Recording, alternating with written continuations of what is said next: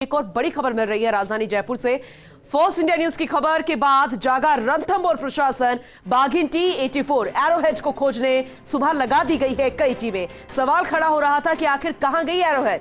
DCF मोहित गुप्ता ने सुबह कहा कि पहाड़ पर चली गई है बाघिन। ट्रैक करने में लग सकता है 4-5 दिन का समय। इसके बाद फोर्स इंडिया न्यूज पर खबर चली तो लगा दी गई है टीम और कुछ ही देर पहले एरोहेड और उसके शावकों को फॉरेस्ट टीम ने ढूंढ निकाला। डीसीएफ मोहित गुप्ता ने साझा किया एरोहेड का वीडियो। वन्यजीव प्रेमियों ने अब राहत की सांस ली है। एसोसिएट एडिटर निर्मल तिवारी जी लगातार हमारे साथ बने हुए हैं और लगातार वो इस खबर पर हमें लगातार जानकारी भी देते रहे हैं, अपडेट भी देते रहे हैं और खबर का असर यह हुआ कि एरोहेड मिल गई है निर्मल जी। लेकिन अगर पहले टीम लगा दी जाती तो शायद वन विभाग के अधिकारी हैं या फिर वन्य प्रेमी हैं या फिर फर्स्ट इंडिया के दर्शक वो परेशान नहीं होते। निश्चित तौर पर पूनम, देखिए रणथंभौर वो रणथंभौर नहीं रहा जिसकी वो छवि पूरे देश दुनिया के अंदर इस बात को ली थी कि राजस्थान से टाइगर प्रोजेक्ट की शुरुआत हुई थी। पिछले वर्ष ही राजस्थान के जो टाइगर प्रोजेक्ट है उसके 50 साल पूरे हुए हैं। इसी वर्ष 50 साल पूरे हुए, माफ कीजिए, मार्च के अंदर उसके 50 साल पूरे हुए।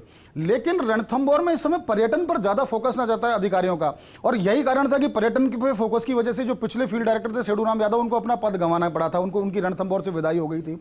उसके बाद पी काथिरवेल को जिम्मेदारी दी गई, मोहित गुप्ता को वहां डीसीएफ लगाया गया। लेकिन इनका भी फोकस ऐसा नहीं लगता कि वो बाघों के संरक्षण पे उनका ज्यादा फोकस है, टूरिज्म को किस तरह से मैनेज किया जाए, किस तरह से समस्याओं को दूर किया जाए। अरे भाई, रणथंभौर आपके लिए इसलिए कि बाघ संरक्षण किया जाए। पहली बार प्रदेश के अंदर इतना बड़ा, अगर हम बात करें पिछले पूरी एक सदी की बात करें, पहली बार राजस्थान के अंदर 100 से अधिक बाघ हैं। तो निश्चित तौर पर जब इतनी बड़ी संख्या बढ़ी है तो आपको रणथंभौर को सुरक्षित रखना होगा। कारण क्या है कि रणथंभौर के बाघों से मुकंदरा चल रहा है, रणथंभौर के बाघों से सरिस्का चल रहा है, रणथंभौर के बाघों से रामगढ़ विषधारी चल रहा है और रणथंभौर के बाघों से नया जो टाइगर रिजर्व है धौलपुर भी चल रहा है। एरोहेड की बात करें सीधे तौर पर तो 1 साल से जब उसने बच्चे डिलीवर किए थे 3 शावक, उसके बाद से उसकी तबियत खराब थी।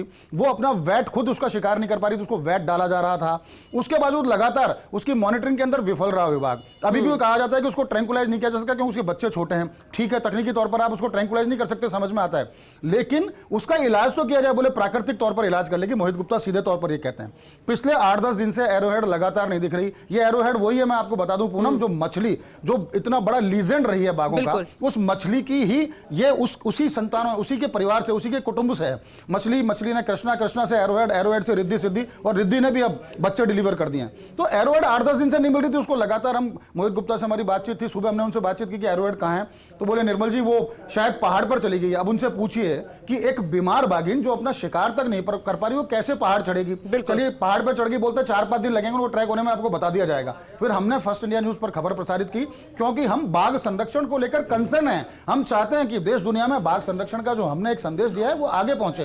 वही कारण था हमने खबर लगाई। खबर लगाते टीमों को दौड़ाया गया और फिर सुबह अच्छी बात रही गनीमत कि हमारी खबर चलने के बाद एरोहेड उस खबर का असर हुआ। उम्मीद करेंगे कि आपके बोलने के बाद भी जो उन्हें समझना चाहिए, जो करना चाहिए, उसका भी असर होता हुआ नजर आएगा। बहुत शुक्रिया निर्मल जी विस्तार से जानकारी देने के लिए।